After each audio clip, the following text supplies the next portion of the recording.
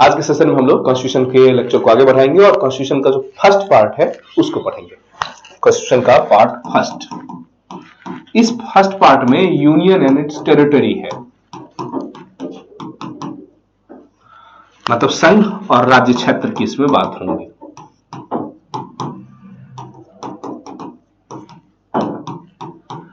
इस सेक्शन में जब आएंगे तो इसमें मूलतः 4 सेक्शन हमें पढ़ना है, first, second, third and fourth. उन चारों सेक्शंस को हम लोग डिटेल करते हैं। उससे संबंधित जो कुछ अन्य डेफिनेशनल वर्ड्स हैं या अन्य चीजें भी हैं उसको भी हम लोग कैरी ऑन करेंगे। तो सबसे पहला इसमें फर्स्ट सेक्शन की बात करते हैं। उम्मीद करेंगे कि जब आप कॉन्स्टिट्यूशन पढ़ेंगे तो थोड़ा सा बेयर एक्ट के ऑर्डिनल जो कॉन्स्टिट्यूशन है उसको भी थोड़ा लेके रखना, तो ताकि चीजें आपके लिए आसान हो जाएगी समझना। जो पहला इसका आर्टिकल्स है, इसमें आर्टिकल इसके संविधान के जो पार्ट्स है उसको हम लोग आर्टिकल कहते हैं। इसमें जो आर्टिकल्स है फर्स्ट, तो इसमें पूरा 4 आर्टिकल्स में पढ़ने हैं। तो पहला जो आर्टिकल्स है उसमें कहता है कि इंडिया दैट इज भारत, मतलब इंडिया जो है वो भारत है और वो यूनियन ऑफ स्टेट्स होगा। अब यहां होगा यूनियन ऑफ स्टेट्स का मतलब राज्यों का संघ होगा। तो सबसे पहले तो आप ये समझ लो कि जो देश का नाम बताया गया है उसमें कहा गया है इंडिया, जो भारत है दैट इज भारत, मतलब इंडिया को ही भारत कहा जाएगा। इसीलिए अभी हाल के समय में कई विवादास्पद मुद्दे उठे हैं जिसमें यह कहा गया कि इंडिया दैट इज भारत क्यों, भारत दैट इज इंडिया कहा जाना चाहिए। कुछ जो दक्षिणपंथी लोग हैं इस मुद्दे पर प्रश्न उठाते हैं। कई मुद्दे पे कई बार कोर्ट ने इस बात को मना भी किया, कई बार लगातार ये विवादास्पद मुद्दा है और अभी भी हाल में चल रहा है कि इंडिया नाम होना चाहिए या भारत नाम होना चाहिए। तो बाद में सरकार ने तो अभी भारत का नाम प्रमोट करना शुरू ही कर दिया। खैर एक अलग डिबेट का मुद्दा होगा, लेकिन अभी हम माने कि अभी जो कहा गया कि इंडिया दैट इज भारत, और वो होगा कैसे, तो जो भारत होगा वो यूनियन ऑफ स्टेट्स होंगे। यूनियन ऑफ स्टेट्स का मतलब राज्यों का संघ होगा। राज्यों का संघ का मतलब यहां 2-3-4 पॉइंट्स हमें स्पेशली क्लियर करने होंगे। अब ये राज्यों का संघ का क्या मतलब होगा? राज्यों का संघ का मतलब देश हमारा ऐसा होगा जिसमें कई छोटे छोटे राज्य होंगे और उन राज्यों के ज्वाइंट से, उसके एक यूनिफिकेशन से एक देश बनेगा जिसको कहेंगे संघ। अब जब हम इस संघ की बात करें तो यहां 2-3 पॉइंट्स आपको स्पेशली ध्यान रखना होगा। दुनिया में जितने भी वैश्विक व्यवस्थाएं हैं, जितने भी देश हैं, जितने भी स्टेट्स हैं, स्टेट्स का मतलब प्रशासनिक स्तर पर बात करें तो सामान्यतः स्टेट को 2 अर्थों में लिया जाता है। एक तो प्रशासनिक स्तर पर लिया जाता है और एक उसका सांस्कृतिक स्तर पर लिया जाता है। प्रशासनिक स्तर पर सामान्यतः हम राज्य कहते हैं या स्टेट कहते हैं, और जो सांस्कृतिक स्तर की बात करें उसको हम लोग नेशन कहते हैं। नेशन का मतलब हुआ राष्ट्र। राष्ट्र, इसमें ऐसी बातें होंगी, कभी हम राष्ट्र और राज्य की डेफिनेशन भी करवाएंगे अलग से, उसमें स्पेशल डील करेंगे। अभी बेसिक से समझो, जो नेशन वो है जिसमें लोगों में सांस्कृतिक कल्चरल आइडेंटिटीज होती है, लोगों में एक नॉर्मल एक एकता होती है, चाहे वो भाषिक एकता हो, सांस्कृतिक एकता हो, धार्मिक एकता हो, वो सारी चीजें होंगी। लेकिन जहां केवल और केवल एडमिनिस्ट्रेशन, प्रशासक की भूमिका होगी, केवल प्रशासनिक रूप से एक है, उसको हम लोग स्टेट या राज्य कहते हैं। तो यह देश के संबंध में भी राज्य की चर्चा करवाएंगे। अब भारत के संदर्भ में यदि बात करो तो भारत में भी क्वेश्चन उठता है। अभी हाल में ही कुछ राजनेताओं ने कहा कि भारत एक राष्ट्र नहीं है, ये एक एडमिनिस्ट्रेटिव स्टेट है। मतलब क्या होगा, जैसे कहा जाता है कि यूरोपियन जो कंट्रीज है जिसमें देश, समाज, भाषा, संस्कृति, धर्म एक्सेट्रा को लेकर एक अलग सी जागृति होती है, लोगों में एक अलग सी यूनिटी होती है, वो राष्ट्र कहलाता है। भारत के संदर्भ में कहा जाता है कि भारत इतने विविधतापूर्ण राज्य है, विविधतापूर्ण संस्कृति है, विविधतापूर्ण भाषाएं हैं, इसीलिए भारत राष्ट्र नहीं हो सकता।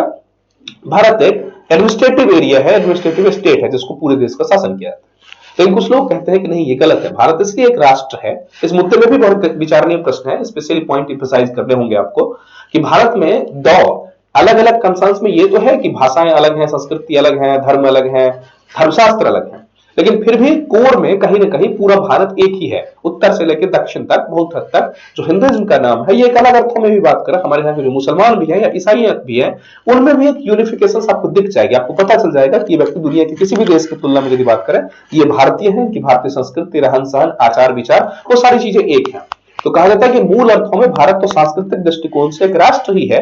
जैसे शिव की पूजा है, भले ही तमिलनाडु में अलग अर्थों में की जाती हो, बनारस में कुछ अलग अर्थों में की जाती हो, लेकिन शिव शिव ही है। और शिव की पूजा के अर्थों में यदि बात किया जाए तो जो 4 धाम बनाए गए हैं या सांस्कृतिक साहित्य बनाए गए हैं या रामायण महाभारत एक्सेट्रा बनाए गए हैं, वो अलग अलग भाषाओं में भले ही हो, लेकिन पूरे देश की आंतरिक चेतना के रूप में एक है। और इस अर्थों में भारत एक सांस्कृतिक के रूप में राष्ट्र है। तो ये एक अलग डिबेट का मुद्दा है, लेकिन सामान्य अर्थों में हम मानते हैं कि भारत एक बड़ा राष्ट्र है, इस अर्थ में जहां सांस्कृतिक और धार्मिक आदि हमारी एकता है। हाँ, प्रशासन के स्तर पर जहां तक बात करें तो भारत एक राज्य भी होता है। अब जो राज्य होता है उसके 2 पार्ट्स होते हैं, इस बात को समझो।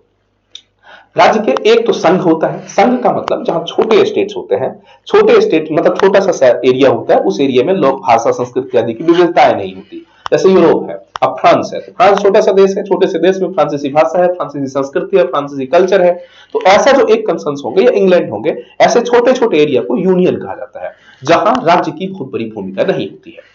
लेकिन कुछ ऐसे भी एरिया होते हैं जो बहुत बड़ा विशाल हो, जैसे अमेरिका की बात करें, अमेरिका में 50 अलग अलग स्टेट्स हैं और बहुत बड़े बड़े स्टेट्स हैं, बहुत बड़े बड़े विशाल हैं, सबकी अपनी अपनी भाषा संस्कृति से लेके बहुत सारी चीजें अलग अलग हैं। तो इन लोगों में अलग अलग छोटे छोटे जब राज्य होते हैं तो इन्होंने मिलकर ज्वाइंट बनाया कि हम एक ज्वाइंट रहेंगे, क्योंकि अकेले हम अपनी आवश्यकताओं की पूर्ति नहीं कर सकते। इसीलिए जितने अलग अलग बहुत बड़े बड़े राज्य थे, सबने मिलकर छोटा सा एक ग्रुप बनाया और उस ग्रुपिंग को कहते हैं कॉन्फेडरेशन या फेडरेशन। आगे इसकी भी चर्चा करवाएंगे हम लोग, कॉन्फेडरेशन और फेडरेशन क्या होगा। तो अमेरिका एक संघ बन गया। वैसे ही भारत की बात करें इस अर्थों में, भारत में अलग अलग टोटल 28-29 राज्य हैं, 8-9 हमारे यूनियन टेरिटरीज हैं। अब इतने सारे में बहुत सारी विविधताओं के होते हुए भी हम देश के रूप में एक है। तो इन अर्थों में थोड़ा सा समझ लो कि हमने कहा कि भारत क्या है, भारत राज्यों का संघ है, अर्थात यूनियन ऑफ स्टेट्स है। यहां 2-3 डेफिनेशन आप समझ लो। एक इस अर्थ में यदि देश को या समाज को बांटे तो सबसे पहले 2 डेफिनेशन आप समझ लो। सबसे पहले हमने क्या कहा कि एडमिनिस्ट्रेटिव प्रशासन के स्तर पर ये होता है। इस स्तर पर 3 पार्ट्स होते हैं किसी भी समाज किसी भी देश के फॉर्मेशन के रूप में बात करें। एक होता है यूनियन, दूसरा होता है कॉन्फेडरेशन और तीसरा होता है फेडरेशन। तीसरा होता है फेडरेशन। इसको कहते हैं संघ, इसको कहते हैं परिसंघ, इसको कहते हैं एकात्मक शक्ति, एकात्मक राज्य। अब देखो ये यूनियन, फेडरेशन और कॉन्फेडरेशन में क्या अंतर है। जहां यूनियन है ये छोटे एरिया के लिए होता है, स्मॉलर एरिया में, जहां भाषा संस्कृति सब कुछ एक हो, मतलब विविधता नहीं, डाइवर्सिटी यहां नहीं होती है, डाइवर्सिटी नहीं होती। और जब डाइवर्सिटी नहीं होती, जो केंद्र है, जो सेंटर है, वो बहुत ताकतवर होता है, सामान्यतः उसी की सारी कुछ चलती है। यहां क्या होता है, केंद्र बहुत ताकतवर होता है, केंद्र बहुत ताकतवर होता है, पावरफुल होता है। अब आता है कॉन्फेडरेशन और फेडरेशन में। तो सबसे पहले इन दोनों की बेसिक से अंतर समझो कि ये दोनों ही पार्ट में थोड़ा सा डिफरेंस है। और ये दोनों क्या है, ये दोनों है राज्यों के संघ, मतलब मल्टीपल राज्य के ग्रुपिंग है। इसको कहते हैं ग्रुपिंग ऑफ मल्टीपल स्टेट। ये कई राज्यों के समूह है, जैसे अमेरिका है, भारत है, इट्सेट्रा की बात करें, अलग अलग स्टेट्स के ग्रुपिंग्स है। जैसे यूएसए में स्पेशली बात कर लेंगे तो यूएसए में 50 राज्य हैं और ये 50 के 50 राज्य अलग अलग हैं, अलग अलग इनका अस्तित्व है। लेकिन इन्होंने सोचा कि हमें अलग अलग अपनी आवश्यकताओं की पूर्ति नहीं हो सकती, जो हमारी नेसेसिटीज है पूरी नहीं हो सकती, इसलिए ग्रुप बनाते हैं। तो ये ग्रुपिंग है। और नॉर्मल सा कंसेंसस है कि जब ग्रुपिंग है तो इसमें मतलब डाइवर्सिटी अधिक होगी, विविधताएं बहुत होंगी। डाइवर्सिटी किस फॉर्मेट में हो सकता है, धर्म के रूप में हो सकता है, भाषा के क्षेत्र में हो सकता है, आर्थिक स्थिति के फॉर्मेट में हो सकता है, कोई गरीब होगा, कोई अमीर होगा, किसी की संस्कृति अलग होंगी, कल्चर्स अलग होंगे, ये सारे के सारे पार्ट्स होंगे। तो जब डाइवर्सिटी अधिक होंगे तो इन राज्यों में हमने कहा, खासकर यूएसए का एग्जांपल ले लो, यहां क्वेश्चन था ग्रुपिंग ऑफ मल्टीपल स्टेट्स। अब इसका मतलब है कि जिस दिन ग्रुप को ये लगेगा कि हमारी जो राइट्स है, हमारी जो एस्पिरेशंस है, वो फुलफिल नहीं हो रहे हैं, इसका मतलब जिस दिन वो चाहे वो सेपरेट भी हो सकता है। तो इसी सेपरेशन हो सकता है या नहीं हो सकता है के आधार पर फेडरेशन और कॉन्फेडरेशन बनाया जाता है। मतलब इसको आप दोनों को ही लिख सकते हो। ये जो दोनों है, इस दोनों में क्या होता है, ये भी ग्रुपिंग ऑफ स्टेट्स है और ये भी क्या है, ग्रुपिंग ऑफ स्टेट्स है। इस मामले में ये दोनों अर्थों में दोनों ही सही है। दोनों को कहा जाता है, इसको हम लोग जो कॉन्फेडरेशन है इसको कहते हैं CIS, confederation of independent state. यहां स्पेशली ध्यान रखना, कॉन्फेडरेशन ऑफ इंडिपेंडेंट स्टेट का मतलब ये होगा अलग अलग स्वतंत्र राज्यों का समूह। कॉन्फेडरेशन, और इसका मतलब कॉन्फेडरेशन ऑफ इंडिपेंडेंट स्टेट। अब देखो, जब ये इंडिपेंडेंट स्टेट होगा, इसका मतलब ये होगा कि ये कभी भी अलग हो सकता है। ये जब चाहे तब अलग हो सकता है, जिस दिन इसकी आवश्यकता पूरी नहीं होगी, एस्पिरेशंस पूरी नहीं होंगी, अलग हो सकता है। ये जब चाहे अलग हो सकता है, सेपरेट हो सकता है, ये सेपरेट हो सकता है अमेरिका जब शुरुआती दौर में था, खास करके 1866 से पहले, यह अमेरिका की स्थिति यही थोड़ी संघ वाली थी। अमेरिका के राज्यों के बीच ऐसा समझौता था कि जिस दिन चाहे वो अलग हो जाए। लेकिन 1866 से पहले उत्तर और दक्षिण के बीच में अमेरिका में भी फाइट हुई। कहा जाता था कि जो एक साइड के राज्य थे वो धनी हो रहे थे और जो दूसरे साइड के राज्य थे गरीब हो रहे थे, उनका रिसोर्सेस का दोहन हो रहा था। फाइनली वहां भी अलगाव की भावनाएं बढ़ने लगी। वहां हुआ कि राज्य को अलग कर दिया जाएगा। लेकिन 1866 में वहां के सुप्रीम कोर्ट ने एक समझौता किया, जहां कंसेंस ये हुआ कि अमेरिका भी कॉन्फेडरेशन से फेडरेशन हो गया। मतलब अब हालत ये बनी कि सारी चीजें तो ठीक है, लेकिन राज्य वहां से अलग हो नहीं सकता है। अर्थात अमेरिका भी 1866 से पहले फेडरेशन था, 1866 से पहले यूएसए ये था कॉन्फेडरेशन, मतलब अलग राज्य हो सकता था। राज्य कभी भी जब चाहे अलग हो सकता था। बाद में 1866 के बाद अमेरिका क्या हो गया, ये हो गया। अर्थात अब इसमें राज्यों को अलग होने का राइट नहीं है। तो कॉन्फेडरेशन और फेडरेशन में दोनों का अंतर आपको समझ में आया। सबसे पहला मुद्दा ये था, ये दोनों को कॉमन है कि दोनों राज्यों का संघ है। लेकिन इसमें क्या है कि इसमें राज्य की जो बंधन है बहुत मजबूत नहीं है, बॉन्डिंग मजबूत नहीं है। जब चाहे वो राज्य अलग हो सकता है। इसमें से क्या है कि जब चाहे राज्य अलग नहीं हो सकता है, राज्य को रहना ही होगा, इंटरनल डिस्प्यूट को प्रॉपर्ली सॉल्व करना होगा। जैसे इसके एग्जांपल है भारत के तौर पे आप समझ लो। भारत में क्या है, अब भारत में जितने राज्य हैं, अब हर राज्य ये नहीं कह सकता कि देश से ही अलग हो जाओ। जैसे पंजाब में खालिस्तान की मांग हो रही है, वो कहता है खालिस्तान नाम का एक देश बना दो। तो हमारी संविधान में ये राइट नहीं दिया गया है। कहा गया कि किसी भी कंसेंस में भारत से अलग जाके कोई राज्य अपना अस्तित्व नहीं बना सकता। यदि ऐसा हम कर लेते तो तमाम राज्य अलग हो जाएंगे। तमिलनाडु है वो कहेगा तमिलनाडु बन जाएंगे, श्रीलंका का कुछ पार्ट वो मिला के इधर खालिस्तान पंजाब बना लेगा। ऐसे बहुत सारी चीजें हो जाएंगी। तो इसीलिए कहा जाता है कि भारतीय संविधान में भी ये राइट नहीं है कि राज्य कोई अलग हो सकता है। अमेरिका में भी यही है। पहले ये था कि अमेरिका में राज्य अलग हो सकते थे जब मर्जी, अब ये हो गया कि राज्य अलग नहीं हो सकते। तो ये भी मुद्दा समझ में आ गया। कॉन्फेडरेशन और फेडरेशन में दोनों में अंतर क्या है। कॉन्फेडरेशन में भी राज्य का ग्रुपिंग होता है, इसमें भी राज्य का ग्रुपिंग होता है, लेकिन इसमें कॉन्फेडरेशन में राज्य अलग हो सकता है, इसमें राज्य अलग नहीं हो सकता। अब यहां थोड़ा सा 2-4 पॉइंट स्पेशली आप और समझने की कोशिश करोगे। अब यहां दोनों ही चीजें हम लोग कॉन्फेडरेशन और फेडरेशन का साथ लेके चलेंगे। बेसिक सा एक मेजर डिफरेंस है कि इसमें राज्य अलग हो सकता है, इसमें राज्य अलग नहीं हो सकता। इसके अलावा जब आएंगे तो दोनों में बहुत सारी सिमिलरिटीज हैं। ये सिमिलरिटीज क्या है, देखो चूंकि समझौता क्या है, ये सीआईएस है, इंडिपेंडेंट स्टेट है। तो इंडिपेंडेंट स्टेट है तो इसका मतलब राज्य को अधिक वैल्यू मिलेगी, देश को कम वैल्यू मिलेगी। अर्थात स्टेट क्या होगा, मोर एम्पावर्ड। स्टेट के पास मोर पावर होंगे, स्टेट हैविंग मोर पावर, राज्य के पास अधिक पावर होंगे। इसका मतलब यह होगा कि जो समझौता हुआ है, तो समझौता के लिए कोई ऐसा भी तो व्यक्ति होगा जो समझौता को इंटरप्रेट करे। इसलिए समझौता कैसा होना चाहिए, लिखित होना चाहिए। और लिखित क्या होना चाहिए, वो संविधान होना चाहिए। इसका मतलब यहां क्या होना चाहिए, रिटेन कॉन्स्टिट्यूशन होने चाहिए, रिटेन संविधान होना चाहिए। और संविधान में जो बातें लिखी गई हैं, जब डिस्प्यूट होगा तो राज्य कहेगा इसका मतलब ये, केंद्र कहेगा इसका मतलब ये।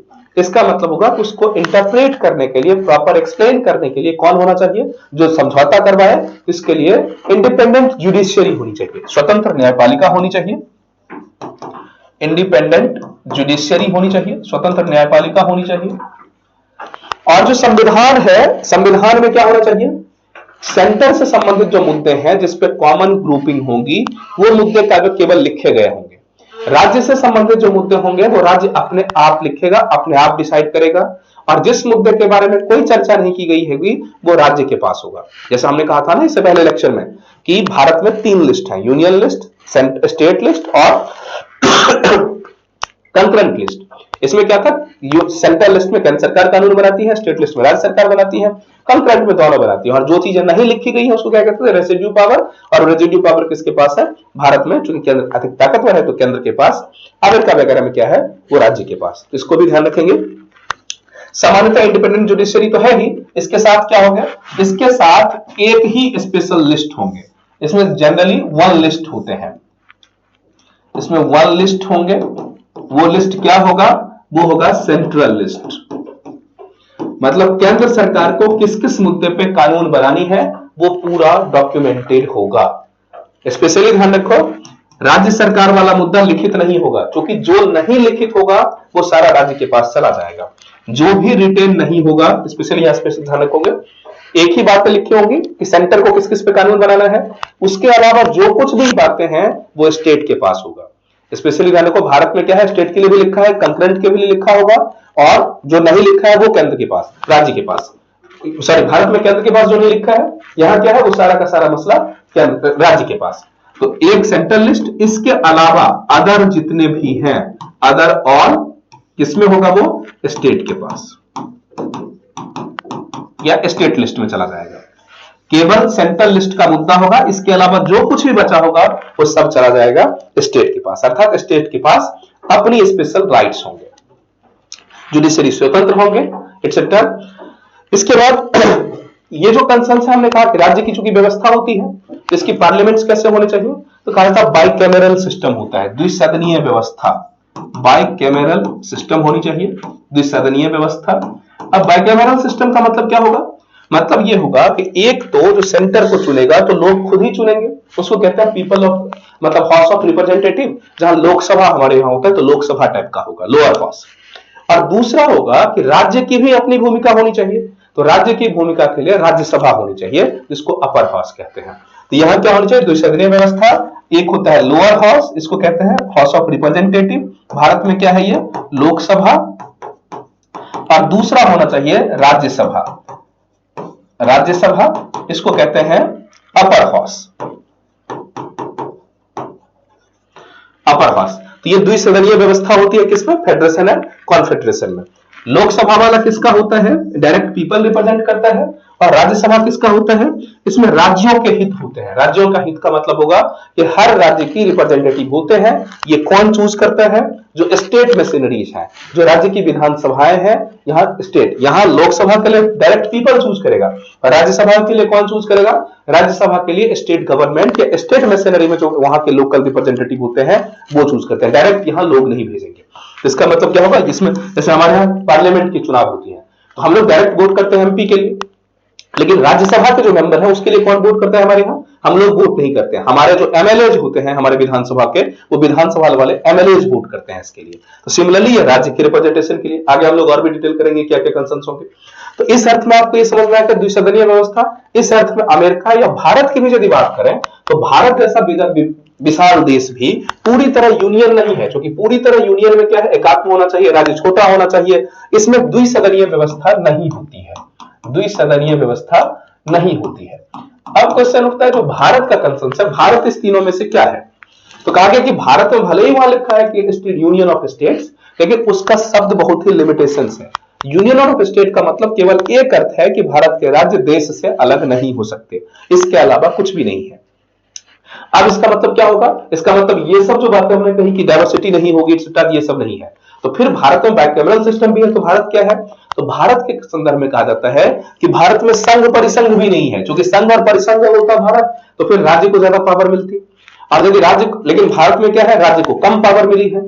तो ऐसे कंसर्न्स में क्या हो जाएगा, भारत की एक यूनिक स्टेटस है, और भारत सरकार वास्तव में जब पूछा जाए आपसे कि भारत की आज स्थिति क्या है, तो भारत है क्वासी फेडरल, अर्ध सांघिक, अर्थात इंडिया की जो कंसर्न्स है। अब इंडिया के स्टेट की बात करें तो इंडिया क्या है, इंडिया क्वासी फेडरल है, अर्ध सांघिक, अर्ध सांघिक है भारत। भारत से यदि आपसे पूछा जाए तो क्वासी फेडरल है। क्वासी फेडरल की यदि बात किया जाए तो इसमें क्या क्या होंगे, इसमें यूनियन का भी कैरेक्टर है, फेडरल का भी कैरेक्टर है, और को फेडरल या कोफेडरेशन,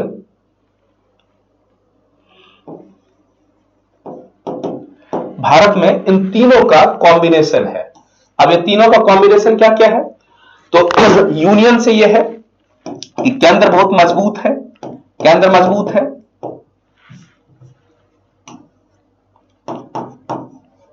केंद्र मजबूत है। फेडरल का क्या है, फेडरल का कंसेंस ये है कि राज्य अलग नहीं हो सकता, राज्य अलग नहीं हो सकता। और कोफेडरेशन का भी मतलब यही है कि इंडिपेंडेंट स्टेट तो है लेकिन इंडिपेंडेंट नहीं है भारत का स्टेट।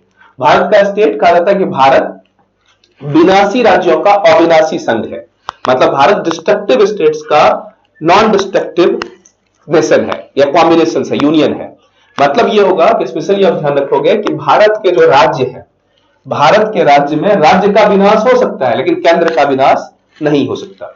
क्लियर? यहां एक दो पॉइंट आप और समझ लोगे। जैसे भारत में हमने कहा कोफेडरेशन और फेडरेशन की सुविधा क्या है, तो जो जुडिशियरी है भारत का वो क्या है, इंडिपेंडेंट। जुडिशियरी इंडिपेंडेंट है, प्लस एकल जुडिशियरी है। एकल जुडिशियरी का मतलब पूरे देश के लिए एक ही कानून चलेगा, ये यूनियन के लक्षण है।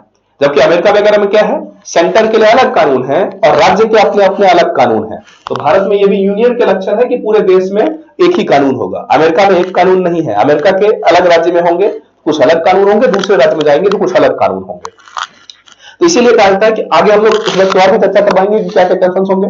भारत में क्या है, पार्लियामेंट्री सिस्टम है, लोकसभा राज्यसभा किसके, फेडरेशन कॉन्फेडरेशन के हैं। इंडिपेंडेंट जुडिशियरी है, ये तो इसका लक्षण है, लेकिन जुडिशियरी कैसा है, पूरे दुनिया इंडिया में केवल एक ही टाइप का जुडिशियरी है, ये यूनियन के लक्षण हो गए।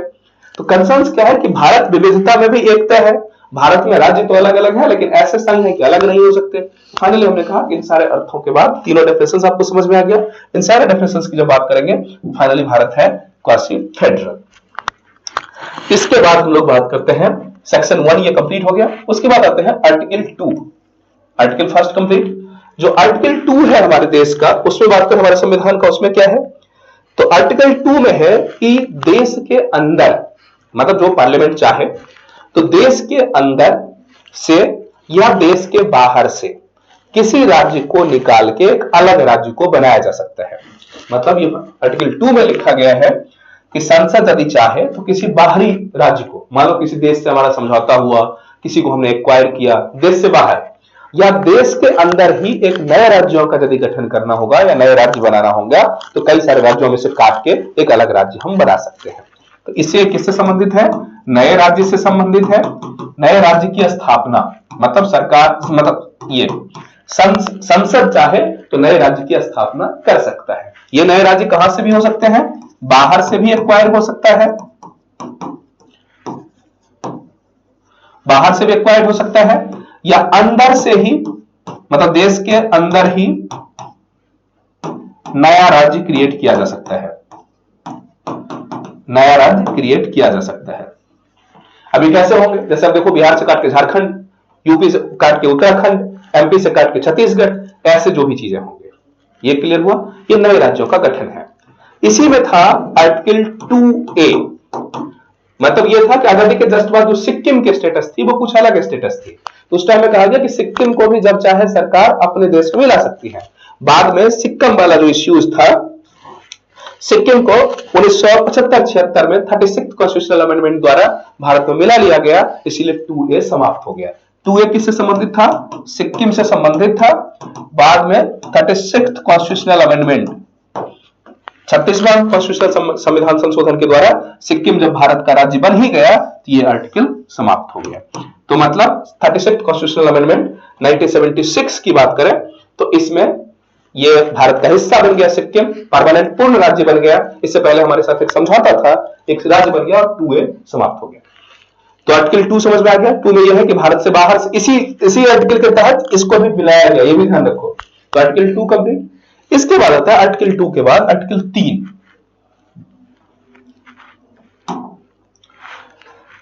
आर्टिकल 3 की बात करें, इसमें है रीऑर्गेनाइजेशन ऑफ स्टेट।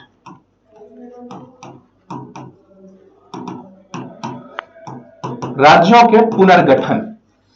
आर्टिकल 3 में कहा गया है कि राज्यों के पुनर्गठन। अब पुनर्गठन का क्या मतलब हो गया, देश के अंदर जितने भी राज्य हैं उसमें से किसी एक राज्य या 2 या 3 राज्यों के अलग अलग पार्ट्स को मिला के चाहे तो एक नया राज्य बना सकते हैं या किसी राज्य के हिस्से को किसी राज्य में ट्रांसफर कर सकते हैं। तो इसमें ऐसा क्या हो जाएगा, रीऑर्गेनाइजेशन मतलब राज्यों का पुनर्गठन, राज्यों का पुनर्गठन। अब ये कौन सा होगा, तो हमारे देश के अंतर्गत ही पूरे राज्य है। पुराने वाले में क्या था, एक नया राज्य बना देगा। इसमें कह रहा है कि राज्य का पुनर्गठन, रीऑर्गेनाइजेशन करेगा। अर्थात मान लो यूपी, बिहार, झारखंड एक्सेट्रा हैं, इसके कुछ हिस्से काट के उधर डाला जा सकता है, उसके कुछ हिस्से काट के इधर डाला जा सकता है, इसके कुछ हिस्से काट के इधर डाला जा सकता है। मतलब एक राज्य से दूसरे राज्य में कुछ हिस्सा ट्रांसफर किया जा सकता है। जैसे अभी महाराष्ट्र और कर्नाटक के बीच का विवाद है, तो ऐसा हो सकता है कि कुछ हिस्से को ट्रांसफर किया जा सकता है। तो इंटरनल जो हमारे देश के राज्य आदि हैं उनके पुनर्गठन किया जा सकता है। हाँ, इसमें जो आर्टिकल 3 है, इसमें बाद में क्वेश्चन उठना शुरू हुआ कि क्या ये किसके पास राइट्स है, क्या राज्य की सहमति ली जानी चाहिए, इसमें जो ट्रांसफर होगा वो राज्य से पूछा जाना चाहिए, नहीं पूछा जाना चाहिए। ऐसा भी महाराष्ट्र और कर्नाटक का इश्यूज है, तो दोनों उस पर्टिकुलर हिस्से के बारे में कर्नाटक कहता है हमारा है, महाराष्ट्र कहता है हमारा है। अब यदि हम उसको ट्रांसफर करने के लिए दोनों राज्यों से पूछेंगे तो दोनों तो मानेगा नहीं, दोनों अपने अपने पक्ष की बात करेगा, तो फिर हो कैसे सकता है। तो क्या राज्यों को पूछा जाना चाहिए या नहीं पूछा जाना चाहिए। तो शुरुआती दौर में संविधान में एक व्यवस्था की गई कि राज्य को भी इसमें पूछेंगे कि जो हम ट्रांसफर कर रहे हैं उसमें आपकी क्या सहमति है, लेकिन ये तो कंफर्म है कि सामान्य कंसेंसस में राज्य डिनाई ही करेगा यदि उसके अहित की बात हो रही होगी। तो कहा गया कि ये राष्ट्रपति के पास राइट है कि राज्यों की, जो राज्य से पूछा तो जाएगा लेकिन राज्य की बातों को माना जाए, इस बात की कोई गारंटी नहीं है। संसद यदि चाहे, राष्ट्रपति यदि चाहे तो बिना उसके मतलब उसके खिलाफ भी जाके पुनर्गठन किया जा सकता है। मतलब औपचारिक रूप से केवल पूछा जाएगा लेकिन उसकी बातें बाध्यकारी नहीं होगी। उसी में भी एक पॉइंट और कहा गया कि जो यूटीज है, हमारे जो राज्य है यूटीज, केंद्र शासित प्रदेश है, केंद्र शासित प्रदेश की बात करें तो उसमें उसको पूछा नहीं जाएगा, इस बात की कोई निश्चितता नहीं है, मतलब केवल राज्य से ही पूछा जाएगा। तो स्पेशली 3 में लिख लो, स्पेशली इसमें क्या करना है। इसमें कहा गया कि जो ओरिजिनल कॉन्स्टिट्यूशन था, ओरिजिनल मूल संविधान, उसमें कहा गया कि संसद विधि द्वारा, मतलब संसद रूल द्वारा कुछ भी बना सकती है, संसद विधि के द्वारा या नियम बना के अलग राज्य या राज्यों का पुनर्गठन कर सकती है। ओरिजिनल कॉन्स्टिट्यूशन में था। बाद में 18th कॉन्स्टिट्यूशनल अमेंडमेंट, इसके बाद में 5th कॉन्स्टिट्यूशनल अमेंडमेंट आया, 5वां संविधान संशोधन आया, ये भी ध्यान रखना। 5वां ओरिजिनल में क्या था कि राज्य संसद विधि द्वारा बना सकती है। बाद में क्वेश्चन उठा कि राज्य के भी हित को प्रश्रय दिया जाए, राज्य को भी पूछा जाए, इसके लिए 5th कॉन्स्टिट्यूशनल अमेंडमेंट हुआ। और 5th कॉन्स्टिट्यूशनल अमेंडमेंट में कहा गया कि प्रभावित राज्य की राय ली जाएगी, मतलब अफेक्टेड राज्य से भी उसकी कंसर्न्स लिए जाएंगे। 5th कॉन्स्टिट्यूशनल अमेंडमेंट में क्या कर दिया गया, कहा गया कि प्रभावित राज्य से, जो अफेक्टेड स्टेट होंगे उनसे पूछा जाएगा, अफेक्टेड स्टेट से पूछा जाएगा, उसके संबंध में उनसे कंसर्न्स ली जाएगी। लेकिन स्पेशली हैशटैग बना के ध्यान रख लो, ये केवल वॉलेंटरी होगा, मतलब पूछा तो जाएगा लेकिन इसकी राय को माना जाने की नेसेसिटी नहीं है, अर्थात इसकी जो राय होंगी, इसके जो कंसर्न्स होंगे वो बाध्यकारी नहीं होंगे, कंसर्न्स बाध्यकारी नहीं, अर्थात संसद यदि इस बात को माने तो ठीक, नहीं माने तब भी कोई बात नहीं। इसलिए कोई बार क्वेश्चन उठता है फिर पूछते ही क्यों, जब मानना या ना मानना है नहीं तो पूछते ही क्यों। तो कहा गया कि एक देश, हमारा देश राज्यों का समूह है, इसलिए राज्यों के कंसर्न्स लिए जाने चाहिए और सामान्य स्तर में कोशिश की जानी चाहिए कि राज्यों की बात को माना जाए। लेकिन यदि मानने से ऐसा संभव हो ही नहीं सकता और केंद्र को लगता है कि बंटवारा करना या पुनर्गठन करना आवश्यक है, तो राज्य इसके बिना इसकी राय को इग्नोर करके भी काम कर सकती है। ये कौन सा है, 5वीं संविधान संशोधन में। इसके बाद आया 18th कॉन्स्टिट्यूशनल अमेंडमेंट। अब इसमें प्रश्न आया फिर यूनियन टेरिटरीज की केस में क्या करोगे, तो कहा गया कि इसमें 18th कॉन्स्टिट्यूशनल अमेंडमेंट में इसको ऐड कर दिया गया कि जो ये बातें हैं कि राज्य में पूछी जाएगी, तो कहा गया कि यूटी के केस में पूछे जाने की कोई आवश्यकता नहीं है। जो यूटी है, यूनियन टेरिटरीज है, संघ क्षेत्र है, संघ क्षेत्र में पूछने की भी कोई आवश्यकता नहीं है। राज्य के केस में तो पूछेंगे लेकिन मानना ना मानना सांसद पर निर्भर है, यूटी के केस में पूछना भी नहीं है। ये क्लियर हो गया, ये 3 में है। अब इसी कंसर्न्स में ये है कि कैसे होगा, तो कहा जाता है कि ये जो राज्य का गठन होगा, हमने कहा ना कि संसद विधि द्वारा कानून बनाएंगे, तो संसद विधि द्वारा कैसे बनाएगी, क्या होता है विधि, तो कहा गया कि इसके लिए आर्टिकल 100 में व्यवस्था की गई है। जो आर्टिकल 100 है इसके लिए विधि व्यवस्था बनाएगी कि संसद विधि कैसे बनाएगी, नियम कैसे बनाएगी।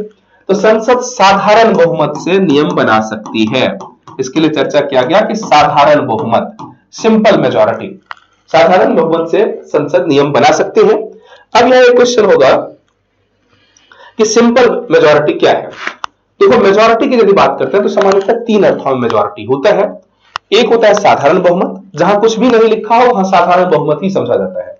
जहां लिखा हो, एक तो बहुमत पहले समझ लो, बहुमत क्या होता है। बहुमत का मतलब संसद मेजॉरिटी से, पार्लियामेंट मेजॉरिटी से कुछ बात डिसाइड कर ले, वो हो जाए। तो अब मेजॉरिटी जो बहुमत है इसके 2 टाइप के होते हैं, एक होता है साधारण बहुमत, सिंपल मेजॉरिटी, और दूसरा होता है विशेष बहुमत, स्पेशल मेजॉरिटी। जो सिंपल मेजॉरिटी है इसमें यह है कि जो मेंबर ऑफ पार्लियामेंट है उसके 50% प्लस प्रेजेंट एंड वोटिंग, जो लोग कहते हैं, मान लो जितने लोग हैं उसके 50% से अधिक जो भी वोट कर रहे हैं, प्रेजेंट है, वो लोग जो कहते हैं वो मान्य हो जाएगा। मतलब वोटिंग और प्रेजेंट एंड वोटिंग में 50% प्लस, मान लो 100 लोग वोट कर रहे हैं तो उसमें से 50 लोगों ने जो कह दिया, 51 लोगों ने जो कह दिया वो मान ली जाएगी। इसको कहते हैं सिंपल वोटिंग, सिंपल मेजोरिटी। तो जहां कहीं भी सीधा लिखा है केवल मेजोरिटी, वहां सिंपल मेजोरिटी होगा। हाँ, स्पेशली ध्यान रखा जाता है कि संसद का कोरम होता है कि 10% से कम सदस्य नहीं बैठने चाहिए। एक कोरम होता है कि हमेशा संसद में जो बैठक होगी तो 10% से कम सीट नहीं होनी चाहिए, इतने लोग नहीं होने चाहिए। जैसे 545 हमारे सांसद हैं तो उसमें टोटल कितने हो जाएंगे, 545 सांसद लोकसभा के सांसद में से कम 55 लोग बैठने चाहिए, इससे कम नहीं बैठ सकते। ठीक है, तो अब जितने प्रेजेंट है और वोटिंग है उसके आधा, यदि मान लो 100 लोग बैठ रहे हैं तो 100 लोग बैठ रहे हैं, उसमें 51 लोगों ने वोट कर दिया यस, तो वो हो जाएगा। तो ये साधारण बहुमत होता है। दूसरा कंसेंसस यह है विशेष बहुमत। विशेष बहुमत में भी दो टाइप होते हैं। एक विशेष बहुमत वो होता है जो केवल पार्लियामेंट का होता है, ओनली ऑफ पार्लियामेंट, और दूसरा होता है पार्लियामेंट प्लस स्टेट। इसका क्या मतलब होगा, तो देखो इस बात की स्पेशल व्यवस्था की जाती है। जो विशेष बहुमत है पार्लियामेंट, तो पार्लियामेंट वाला जिसमें बहुमत होगा उसमें यह होगा कि जितने भी पार्लियामेंट के मेंबर हैं उसके 2/3 प्रेजेंट एंड वोटिंग और 50% प्लस वोटिंग। मतलब इसमें दो कंसेंसस होंगे। विशेष बहुमत में क्या क्या होंगे, थोड़ा इस बात को और ज्यादा समझ लो। जो विशेष बहुमत है तो इसमें विशेष या स्पेशल मेजोरिटी, स्पेशल मेजोरिटी में पहले तो मिनिमम जो संख्या है वो 50% प्लस होना चाहिए। 50% प्लस, इतने लोगों को वोट करना चाहिए। वोटिंग में कितने लोग होने चाहिए, कम से कम 50% प्लस। मान लो 500, यदि किसी सदन में या किसी में मान लो 500 लोग हैं तो 250 लोग को ही वोट, 250 से ज्यादा लोगों को ही वोट करना चाहिए। यदि उससे कम लोग करेंगे तो फिर उस बात की मान्यता नहीं होगी। तो पहले तो 50% प्लस प्लस वोट में होना चाहिए। दूसरा, जो लोग वोटिंग कर रहे हैं उसके 2/3 होना चाहिए। 2/3 प्रेजेंट एंड वोटिंग।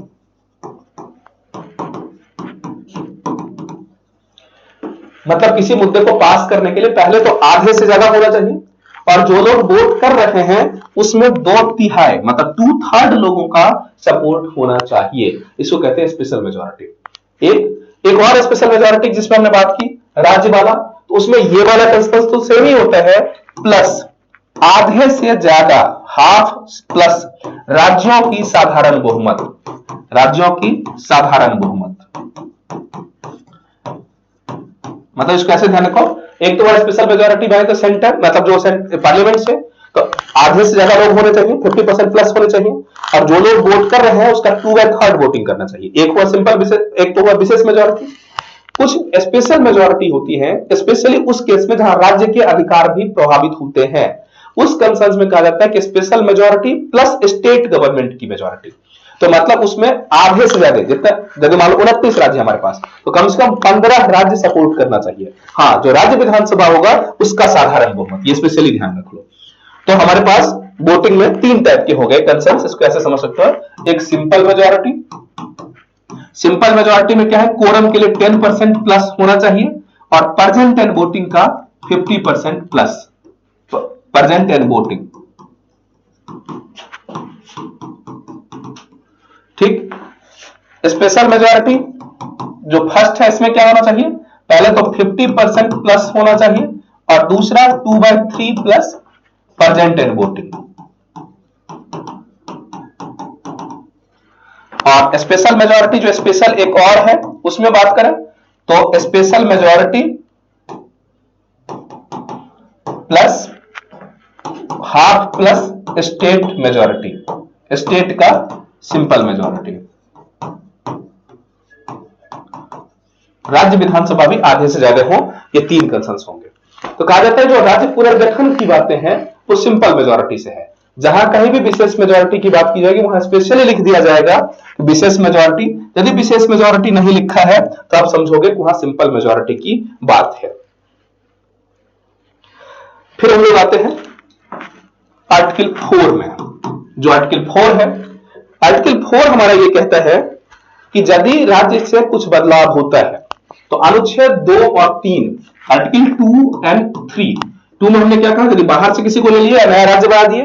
3 में हमने क्या कहा, राज्य में कुछ बदलाव हो जाए, मतलब राज्य का पुनर्गठन किया जाए। तो दोनों ही कंसेंसस में याद करिए, इस दोनों में चेंजिंग के चलते, चेंजिंग होगा ही, तो इस दोनों के चेंजिंग के चलते schedule first and schedule fourth, इस दोनों में यदि कुछ बदलाव हो रहा है, याद करिए शेड्यूल फर्स्ट क्या है, इसमें टोटल राज्य के नाम है, और शेड्यूल फोर में क्या है, राज्यसभा की सीट की संख्या है। तो राज्यसभा की सीट की संख्या और शेड्यूल फर्स्ट में राज्य के नाम एक्सेट्रा, इस दोनों में बदलाव तो होंगे ही। तो कहा गया कि यदि इन चीजों के चलते शेड्यूल फर्स्ट और फोर्थ में कुछ बदलाव होता है तो इसमें संविधान के